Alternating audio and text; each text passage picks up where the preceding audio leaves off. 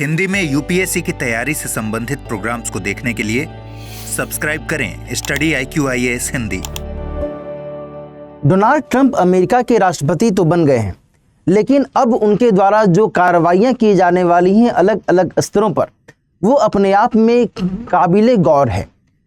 यहाँ पर दोस्तों ध्यान रखिएगा कि अभी लेटेस्ट में जो खबर आ रही है उनके संदर्भ में कि उन्होंने विश्व स्वास्थ्य संगठन से संयुक्त राज्य अमेरिका को बाहर करने से संबंधित आदेश पर हस्ताक्षर कर दिए हैं।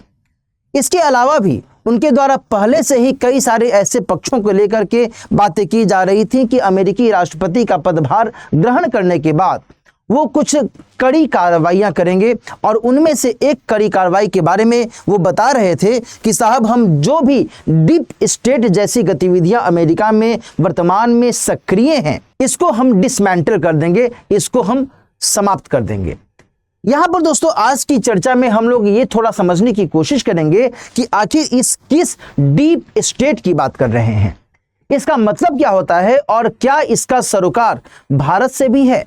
क्योंकि भारत के उपराष्ट्रपति जी के द्वारा हाल ही के समय में संसद में जब वो राज्यसभा को संबोधन दे रहे थे, एक चर्चा के दौरान उन्होंने एक अपना जो पक्ष रखा वो डीप स्टेट के संदर्भ में ही था, और इसी के बारे में भी यहाँ पर हम लोग देखेंगे। यहाँ सामने मैंने उनके संदर्भ में भी ये जानकारी दी है कि उन्होंने कहा है, all must unite to neutralize the evolving deep state. आखिर ये डीप स्टेट क्या है, क्या इसका माजरा है, इससे जो जुड़े हुए अन्य आयाम हैं वो क्या कुछ कहते हैं, दोस्तों आज की चर्चा में हम लोग समझेंगे। लेकिन आगे बढ़ने से पहले मैं आपको एक जरूरी सूचना दे दूं कि यदि आप सिविल सेवा परीक्षा की तैयारी कर रहे हैं और आप चाहते हैं कि बेहतर तरीके से हम सिविल सेवा परीक्षा के GS के पाठ्यक्रम को कवर करें, तो आपका स्वागत है इस खास बैच में। P2I फाउंडेशन बैच की शुरुआत की जा रही है 27 जनवरी से सुबह में 8 बजे से। दोस्तों यदि आप इस बैच से जुड़ना चाहते हैं तो आप दिलीप लाइव कोड का इस्तेमाल कीजिए। इसके जरिए आप 2026 के पॉइंट ऑफ व्यू से, यानी कि 2026 में यदि आप तैयारी का लक्ष्य लेकर के चल रहे हैं तो आप मात्र 28,999 रुपये में GS के इस कंप्लीट कोर्स को पूरा कर सकते हैं। इसके अलावा यदि आपका टारगेट है कि नहीं, मुझे 2027 को मद्देनजर रखते हुए सिविल सेवा परीक्षा की तैयारी करनी है, तो आप राइट नाउ 34,999 रुपये में इस कोर्स को परचेज कर सकते हैं, और इसके जरिए अपनी सिविल सेवा परीक्षा की GS की तैयारी को बेसिक से लेकर के फाउंडेशन तक एक बेहतर आधार प्रदान कर सकते हैं। ये एक महत्वपूर्ण सूचना है आपके फाउंडेशन बैचेस को लेकर के। देन आफ्टर यहाँ पर जो हम लोग बात कर रहे हैं कि जगदीप धनखड़ साहब ने राज्यसभा में संबोधन के दौरान में क्या बातें कही, यहाँ मैं उनके द्वारा कही गई बात को बताना चाहूँगा।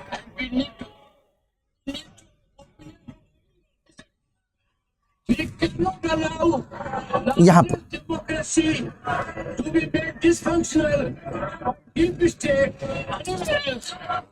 है ना, by any type of deep state, deep state के किसी भी रूप के द्वारा भारत में लोकतांत्रिक व्यवस्था को हम बिगड़ने नहीं देंगे। ये बातें जगदीप धनखड़ साहब ने अभी हाल ही में राज्यसभा में एक एड्रेस के दौरान, एक बातचीत के दौरान कही थी।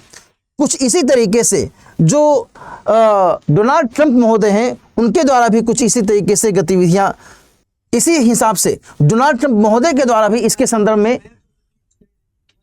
डीप स्टेट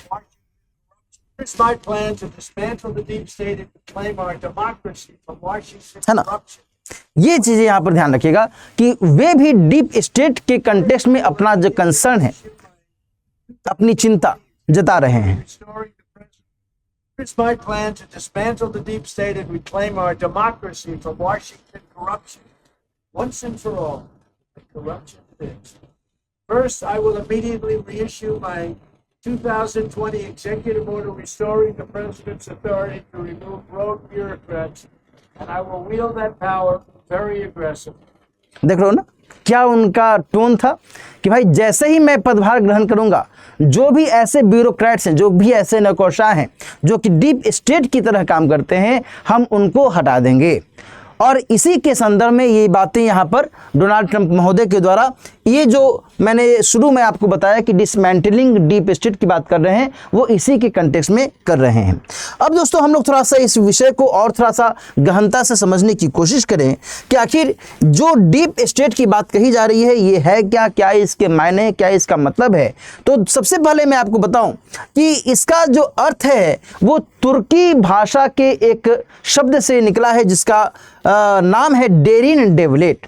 डेरिन डेवलेट का मतलब होता है कि गैर निर्वाचित लोगों की भूमिका किसी भी प्रकार के कार्य व्यवस्था, किसी भी प्रकार के सरकारी संचालन से इतर जो उनका प्रभाव वहां पर दिखने लगता है, पैरेलली उनका प्रभाव दिखने लगता है, उसी को यहां पर डीप स्टेट की संज्ञा दी जाती है।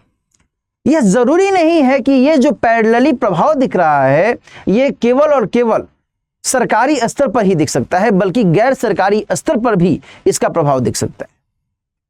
और इसमें सरकारी, गैर सरकारी, कॉरपोरेट स्तर की भी भूमिका हो सकती है और ये एक अलग तरीके से, अलग हिसाब से वो सारा जो ऑपरेशन है वो करते हैं। इसमें उनकी जवाबदेही डायरेक्ट जनता के प्रति नहीं होती है ना। यदि मैं आपसे कहूं कि भाई भारत में जनता के प्रतिनिधि कौन है, जो लोकसभा के सदस्य हैं, है ना, और लोकसभा के सदस्य जो हैं वो जनता के प्रति उत्तरदायी हैं। जो भी वो काम करते हैं, जो भी वो गतिविधि अपनाते हैं, उसको लेकर के लोकसभा में उनको अपना जवाब देना पड़ता है। बिल्कुल सही बात है, ठीक है जी। और ये सभी जो हैं लोकसभा में अपनी कार्य व्यवस्था के संदर्भ में रिस्पॉन्सिबल भूमिका निभाते हैं, इसमें भी कोई दिक्कत नहीं है। लेकिन एक ऐसा भी अंग हो सकता है, एक ऐसा भी शैडो गवर्नमेंट हो सकता है, पैरेलल गवर्नमेंट हो सकता है, जो कि किसी भी प्रकार से उत्तरदायी तो नहीं है, लेकिन वह नीतियों के निर्माण में, नीतियों के संचालन में सबसे ज्यादा अहम रोल निभाए और उसके द्वारा किए गए कार्य को लेकर के कोई भी जवाबदेही किसी भी स्तर पर नहीं देखी जाती है। ऐसी अवस्था को ही डीप स्टेट की संज्ञा दी जाती है। दोस्तों यहां पर जब हम बात करते हैं डेरिन डेवलेट के संदर्भ में, तो कहा जाता है कि तुर्की में इस तरीके से इस शब्द का इजाद होता है 1990 के दशक के संदर्भ में, लेकिन कहीं ना कहीं इसका जो रूट है, कहीं ना कहीं इसका जो एक बैकग्राउंड है वो और पहले से दिखता रहा है।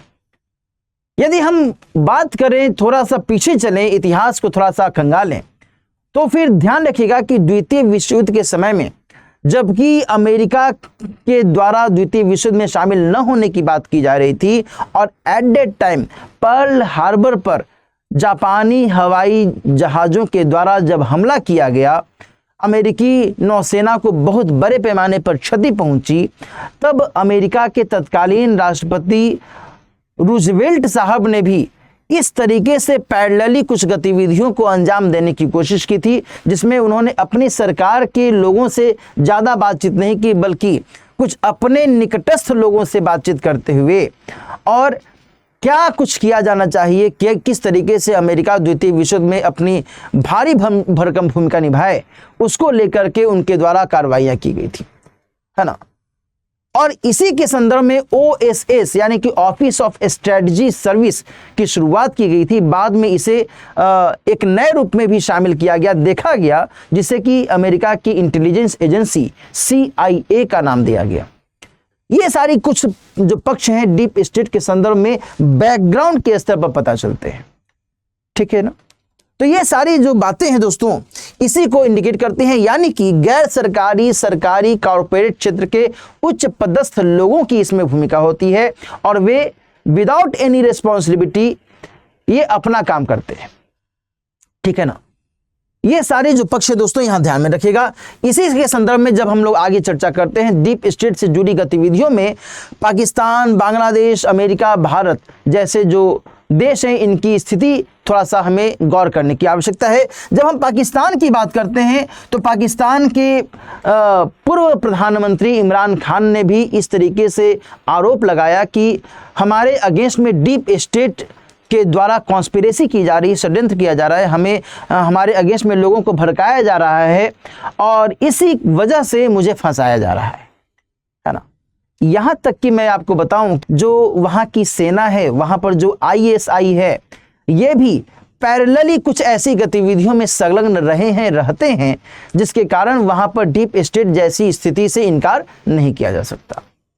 वहीं दूसरी तरफ बांग्लादेश की बात करें तो बांग्लादेश में जिस तरीके से 2024 के जुलाई अगस्त माह में एक बहुत बड़ा व्यापक आंदोलन देखने को मिला और शेख हसीना जी की सरकार को समाप्त किया गया, वहां पर अंतरिम सरकार की व्यवस्था की गई। इस संदर्भ में भी कहीं ना कहीं डीप स्टेट जैसी भूमिका को एक बहुत बड़ा फैक्टर के तौर पर साबित किया जा रहा है कि खालिदा जिया जी, जो कि BNP यानी कि बांग्लादेश नेशनलिस्ट पार्टी की मुखिया मानी जाती हैं, उनके द्वारा भीतर ही भीतर वहाँ की निवर्तमान सरकार बांग्लादेश की शेख हसीना सरकार के अगेंस्ट में कार्रवाइयों को लेकर के भड़काया गया और इसी कारण से उनके अगेंस्ट में ये सारा जो विरोध है वो दिखा और अंततः शेख हसीना जी को अपना पद छोड़ करके और देन पलायन करने पर विवश होना पड़ा। वहीं जब हम अमेरिका की बात करते हैं तो अमेरिका के बारे में मैंने आपको पहले ही एक बैकग्राउंड बताया। इसके अलावा डोनाल्ड ट्रंप महोदय के द्वारा लगातार इस संदर्भ में अपना जो पक्ष वो रखा जाता रहा है कि वहां पर इस तरीके से जो लोग हैं, जो नौकरशाह हैं, वो चाहते हैं कि वो अपने हिसाब से सारा का सारा संचालन चलाएं, जबकि ये नहीं होना चाहिए। हम इसे ऐसा नहीं करने देंगे, है ना। लेकिन दोस्तों यहाँ पर 2-3 एंगल हैं जो कि मैं आपको बताना चाहूंगा। जहां एक एंगल है फ्रांसिस फुकुयामा नाम के एक जाने माने पॉलिटिकल साइंटिस्ट हैं, अमेरिका के पॉलिटिकल साइंटिस्ट हैं।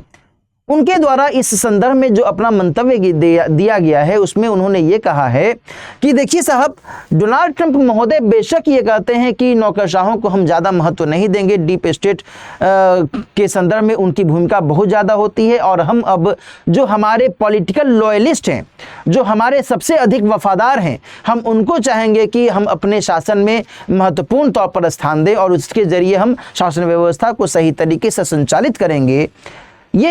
यदि ऐसा करते हैं तो फिर इससे अमेरिका की शासन व्यवस्था में दिक्कत आ सकती है, क्योंकि विदाउट ब्यूरोक्रेसी, नौकरशाही के बिना अमेरिका की शासन व्यवस्था सही तरीके से नहीं चलाई जा सकती। ये बातें किसने कही हैं? तो फ्रांसिस फुकुयामा,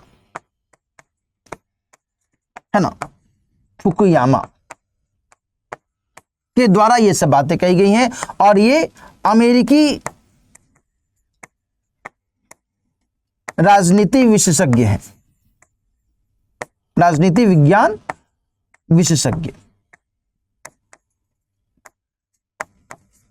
ठीक है साहब। इसके अलावा अमेरिका के ही संदर्भ में एक और व्यक्ति का नाम मैं लेना चाहूंगा, जिक्र करना चाहूंगा, जो कहीं ना कहीं भारत में डीप स्टेट के संदर्भ में अपनी भूमिका निभाता रहा है। उसका नाम है जॉर्ज सोरोस। जॉर्ज सोरोस नाम के व्यक्ति के बारे में दोस्तों जानकारी मिलती है कि ये एनजीओ को बहुत बड़ी मात्रा में फंडिंग करता है। हेज फंड इन्वेस्टर के तौर पर इसकी सक्रियता देखी जाती है और अलग अलग देशों में भी ये निवेश करता है और जो एनजीओज को ये निवेश करता है उसके जरिए यह व्यक्ति चाहता है कि इस पार्टिकुलर रीजन, जहां कहीं भी, भारत हो, हंगरी हो, कहीं पर भी हो, इन सभी रीजन में उन एनजीओज के माध्यम से जो सामान्य शासन व्यवस्था है उसको वह डिस्टर्ब करने की कोशिश करता है। इस तरीके के आरोप लगाए गए हैं और यहाँ तक कि जो जॉर्ज सोरोस है, इसके द्वारा कुछ ऐसे अभिभाषण दिए गए हैं जिसमें भारत और भारत सरकार के अगेंस्ट में बहुत बड़े पैमाने पर आलोचना भी की गई है। ठीक है जी। हालांकि भारत सरकार के द्वारा इसकी निंदा भी की गई है, लेकिन ऐसी गतिविधियां हमें दिखती हैं, है ना। तो ये सारे जो पक्ष हैं दोस्तों, यहां पर ध्यान में रखने की आवश्यकता है। जब हम भारत की विशेष संदर्भ में बातचीत करते हैं तो भारत में जो कई सारे ऐसे पक्ष हैं डीप स्टेट को लेकर के, वो अपने आप में बहुत अधिक महत्वपूर्ण है। ध्यान रखने योग्य बात यह है कि यहां पर जिस तरीके से लोकतांत्रिक ढांचा है, लोकतांत्रिक ढांचे को लगातार मजबूत करने की कोशिश की जाती रही है हर स्तर पर, लेकिन जब मीडिया के स्तर पर या फिर पर्यावरणीय संगठनों के स्तर पर, जैसे कि मैं बात करूं ग्रीन पीस इंडिया की, ग्रीन पीस इंडिया को एक तरीके से कई बार इस तरीके से भड़काने की कोशिश की जाती है बाहरी दबावों के द्वारा, जिससे भारत में जो ऊर्जा से संबंधित गतिविधियां हैं उसको डिस्टर्ब किया जा सके, है ना। कई इस तरीके के आरोप लगते रहे हैं, ये मैं खुद नहीं कर रहा हूं, बल्कि इस तरीके के जो उदाहरण हैं हमें देखने को मिलती हैं कि साहब ग्रीन पीस इंडिया को कहा गया कि आप आंदोलन कीजिए भारत में जीवाश्म ईंधन से संबंधित जो गतिविधियां चल रही हैं इसके अगेंस्ट में।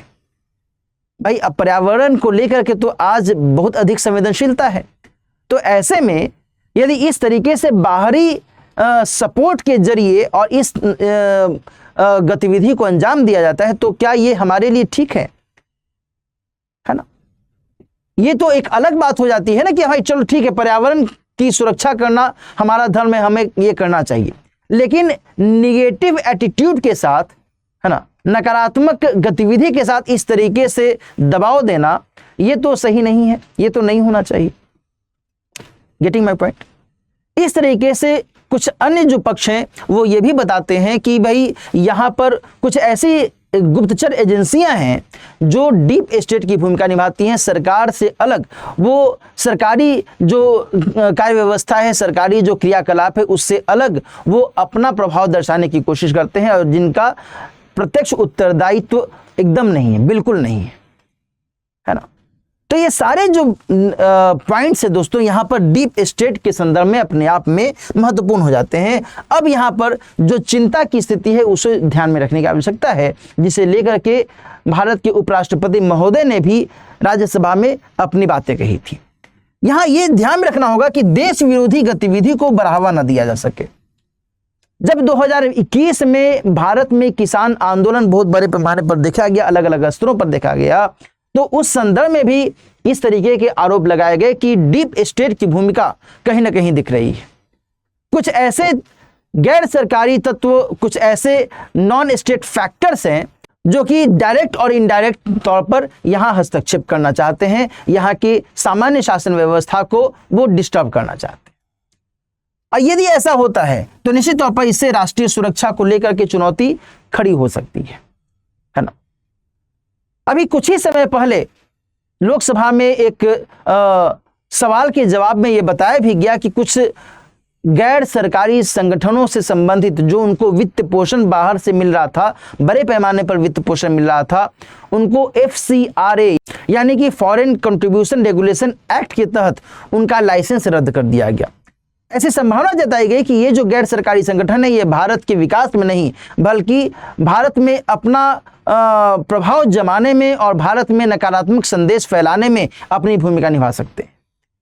ठीक है जी, तो ये सारे जो पक्ष हैं दोस्तों यहाँ पर ध्यान में रखने की आवश्यकता है। इसके अलावा लोकतंत्र को जो संभावित खतरा हो सकता है ये भी ध्यान में रखने की आवश्यकता है। ऐसे तमाम जो फैक्टर्स हैं इनको आइडेंटिफाई करने की जरूरत होगी कि क्या ये फैक्टर डीप स्टेट की भूमिका निभा रहा है और क्या ये फैक्टर हमारे देश में जो सामान्य शासन प्रशासन है इसको तीतर बितर करने की कोशिश कर रहा है ना। क्या ये सही है और यदि ये गलत है तो इसके अगेंस्ट में कार्रवाई क्यों नहीं की जाए। इन सभी पक्षों को यहां पर ध्यान में रखने की आवश्यकता है। दोस्तों जब हम यहां डीप स्टेट के संदर्भ में कुछ ओपिनियंस की बात करते हैं तो अलग अलग ओपिनियंस देखने को मिलते हैं। इसमें कहा जाता है कि देखिए साहब, डीप स्टेट कहीं सकारात्मक भूमिका भी तो निभा सकता है, ये सरकार की जो नकारात्मक गतिविधियां इसको भी तो सामने लाता है, ये भी एक पक्ष है भाई, है ना। लेकिन फिर वही बात हो जाती है कि आप क्या इसका सही तरीके से इस्तेमाल कर रहे हैं या फिर इसका गलत तरीके से इस्तेमाल कर रहे हैं। सिंपल सी बात है कि जब कोई ऐसा समूह है जो डायरेक्ट जनता के प्रति उत्तरदायी नहीं है, जो डायरेक्ट सरकार की गतिविधियों में शामिल नहीं है, है ना। अब मान लीजिए कि वो यदि कोई षड्यंत्र कर दे, वो यदि कोई गलत काम कर दे तो फिर वो तो जवाबदेह है नहीं, तब फिर किसके अगेंस्ट में कार्रवाई की जाएगी। मान लो कि XYZ कोई भी संगठन है, कोई भी गैर सरकारी संगठन है, कोई भी ऐसा समूह है, कोई भी ऐसा ऐसी गुप्तचर एजेंसी है ना, जो डायरेक्ट सरकार के साथ में रिलेटेड नहीं है या फिर जनता से उसका कोई सरोकार नहीं है और वो इस तरीके की गतिविधियों में अपनी भूमिका निभा रही है और कोई यदि गलत काम होता है जिससे देश की संपत्ति को नुकसान हो सकता है, देश की सुरक्षा को नुकसान हो सकता है, तो फिर हु विल बी रिस्पॉन्सिबल, कौन इसके लिए जवाबदेह होगा, है ना। तो क्या यह सही है इस तरीके से कार्रवाई करना या करवाना, यह बात यहां पर ध्यान में रखने की आवश्यकता है। Getting my point. तो आज की चर्चा में दोस्तों हम लोगों ने डीप स्टेट के संदर्भ में इन विभिन्न पक्षों को देखा, समझा और जाना। मुझे उम्मीद है आप इससे डीप स्टेट के बारे में विस्तार से समझेंगे और इससे संबंधित अन्य कुछ और पहलू आएंगे तो इसके ऊपर फिर से हम लोग चर्चा करेंगे। आज की चर्चा दोस्तों हम लोग यहीं पर समाप्त करते हैं। एक बार फिर से मैं आपको बता दूं कि 27 जनवरी से सुबह में 8 बजे से एक फाउंडेशन बैच की शुरुआत की जा रही है। यदि आप सिविल सेवा परीक्षा की तैयारी करना चाहते हैं और विस्तार से आप इसको कवर करना चाहते हैं जीएस के संपूर्ण पाठ्यक्रम को, तब आपका स्वागत है इस खास बैच में। 2026 के लिए जो फी निर्धारित की गई है वो है 28,999 रुपये और 2027 के लिए जो फी है वो है 34,999 रुपये। दिलीप लाइव कोड का इस्तेमाल कीजिए, इसके जरिए आप इस कोर्स को ज्वाइन कर सकते हैं। इसके अलावा यदि आप मुझसे जुड़ना चाहते हैं तो फिर आप मेरे इस टेलीग्राम चैनल को सब्सक्राइब कर सकते हैं। किसी भी प्रकार की कोई क्वेरी होने पर आप मुझसे इस मेल आईडी के जरिए भी जुड़ सकते हैं, अपनी क्वेरी पूछ सकते हैं। साथ ही आप मुझसे इस इंस्टाग्राम चैनल के माध्यम से भी जुड़ सकते हैं। मिलते हैं फिर किसी और टॉपिक के साथ। अपना ख्याल रखिए। All the best. हिंदी में यूपीएससी की तैयारी से संबंधित प्रोग्राम्स को देखने के लिए सब्सक्राइब करें स्टडी IQ IAS हिंदी।